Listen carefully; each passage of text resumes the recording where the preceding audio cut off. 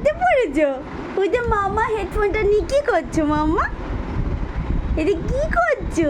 তুমি যে পরীর মতো একটা ড্রেস পরেছো, সবাইকে একটু দেখিয়ে দাও, বলো দেখো আমি পরী সেজেছি। আবার সবাই আমাকে বলবে যে না ও তো পরী, ওই সাজবে কি, ও তো পরী, ও তো কিউটি পাই। ওফ, এখনও মানে আর মোড়া কী বলো তোমরা, আমরা যাই না আংরাই বলি আর কি, ওটা ছাড়েনি। আর মোড়াটা এখনও ছাড়েনি।